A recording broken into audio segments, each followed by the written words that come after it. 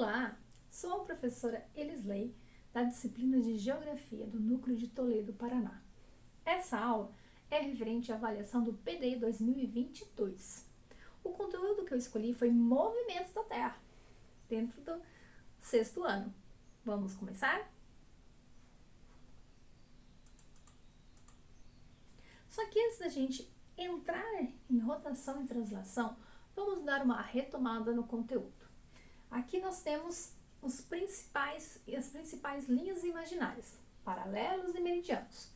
Dentro dos paralelos, nós temos a linha do Equador, que é o ponto zero grau, onde divide o nosso planeta em hemisfério norte e sul. O meridiano de Greenwich, ele vai de extremo norte ao extremo sul, já vai dividir o nosso planeta em hemisfério oriental e ocidental. Outro ponto bem interessante da gente falar do nosso planeta é o formato do nosso planeta. Vocês sabiam que o nosso planeta é uma geóide? O que é uma geóide? É quando nós temos as regiões polares mais achatadas em relação à parte central da linha do Equador, fazendo com que essa região acaba sendo mais alongada do que as regiões polares. Outro ponto importante é a inclinação do nosso planeta, que é de aproximadamente 23 graus. E vocês vão ver lá na frente como isso vai interferir na quantidade de radiação solar que o nosso planeta recebe. Fazendo essa breve retomada, vamos para o movimento de rotação. Mas o que nós vamos ver sobre o movimento de rotação? Nós vamos ver o que vem a ser, o tempo que dura e as consequências desse movimento. O movimento de rotação, ele é um movimento que é feito em seu próprio eixo, ou seja, ele vai girando como se fosse um peão. E ele vai sempre do movimento de oeste para leste. E para fazer esse movimento em torno de si mesmo, a velocidade do nosso planeta é de 1.666 km por hora. Com isso, o movimento de rotação também é chamado movimento real. E é feito do sentido oeste para leste. Como assim de oeste para leste? Sim, ele vai no sentido anti-horário. Então, aquele movimento que dá a impressão que estamos vendo quando o Sol nasce e o Sol se põe, na verdade, é o que chamamos de movimento aparente do Sol. Quando dá a impressão que o Sol está indo de leste para oeste, que na verdade não é fato. Sim, a Terra que está girando de oeste para leste. Algo também que é bem interessante a gente falar sobre o nosso planeta é a distância que estamos do Sol. Cerca de 150 milhões de quilômetros de distância. Bem distante. Mas qual é o tempo de duração de um movimento de rotação? O movimento de rotação, ele dura 24 horas. Ou seja, mais exatamente, 23 horas, 56 minutos e 4 segundos. É um dia completo. Então quer dizer o quê? Que a consequência do movimento de rotação é dias e noites? Sim. Só que além disso, nós temos o quê? A parte do fuso horário. Com essa movimentação que o planeta faz, ele vai dando diferentes horas para diferentes países. E aí, cada região, cada 15 graus, nós temos 1 hora de diferença. Como assim a cada 15 graus? Sabe o que eles fizeram? Eles pegaram 360 graus da circunferência do nosso planeta e dividiu por 24 horas. Com isso, deu 15 graus. Ou seja, a cada 15 graus é igual a 1 hora. Claro que alguma coisa foi modificada para o horário comercial. Você imagina você estar dentro do mesmo país e ter 2 fusos horários? Não ia dar muito certo. Então, acabou sendo adaptado. Mas isso, fuso horário, é um conteúdo que a gente vai ver num outro momento. Agora, vamos voltar para movimentos da Terra. Qual que é o outro movimento que a Terra tem? Translação. O que vem a ser o movimento de translação? Quanto tempo dura? Quais as consequências desse movimento? É o que vamos ver agora. Movimento de translação, diferente de rotação, a Terra está girando em torno do Sol. Só que ela não deixa de fazer o movimento de rotação. Ela vai fazendo os 2 movimentos juntos. Então a Terra vai girando no seu próprio eixo, vai girando em torno do Sol. Só que esse movimento não é um movimento circular redondinho, bonitinho, não. É um movimento de forma elíptica. O que é isso? Um momento ele vai estar mais longe, um momento ele vai estar mais perto. Ou seja, vai ter momentos que nós vamos estar bem pertinho do Sol. Vai ter momentos que nós vamos estar bem longe do Sol.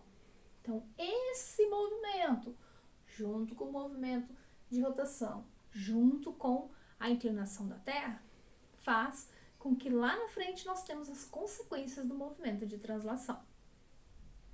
Para fazer esse movimento em torno do Sol, a Terra demora 30 km por segundo para fazer esse movimento. E quanto tempo a Terra demora para girar em torno do Sol? 1 ano, ou seja, 365 dias. Mais exatamente, 365 dias e 6 horas. Mas o que é feito com essas 6 horas? Nós temos o ano bissexto. A cada 4 anos, essas 6 horas vão ser acumuladas. E aí nós temos o dia 29 de fevereiro, que é o ano bissexto, que acontece a cada 4 aninhos. Junto com o movimento de translação, nós temos o quê?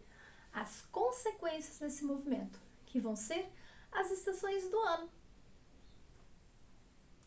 Onde nós temos primavera, verão, outono, inverno. E dentro dessas estações, o primeiro dia de cada estação do ano, nós temos o quê? Solstícios e equinócios. O que vem a ser isso? Então, primeiro nós vamos ver o solstícios. Solstícios é a época em que o Sol vai iluminar um hemisfério mais do que o outro.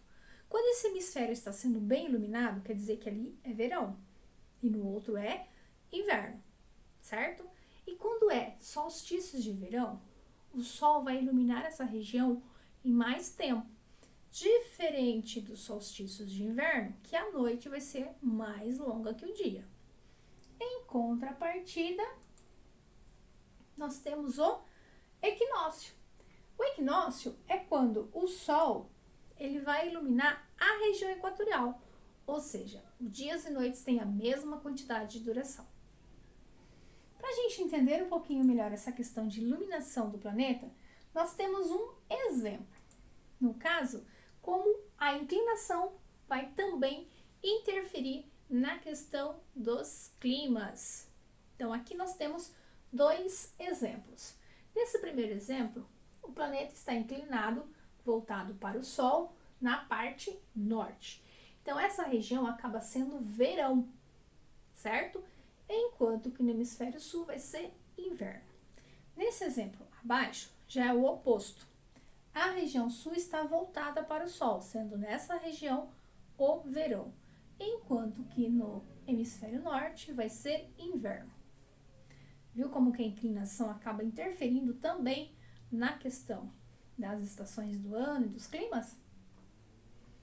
Um outro ponto que podemos citar, referente ao movimento de translação, é a visão que nós temos do Sol ao horizonte. Por exemplo, quando é equinócio, onde o Sol está iluminando mais a região equatorial, que vai ser no dia 21 de março e 23 de setembro, o Sol fica mais centralizado no horizonte, porque os dias e noites têm a mesma duração. Quando já temos dia 22 de junho, o Sol vai ficar mais a leste. Quando for dia 22 de dezembro, o Sol vai ficar mais a oeste. E isso faz com que nós temos aí a questão dos solstícios.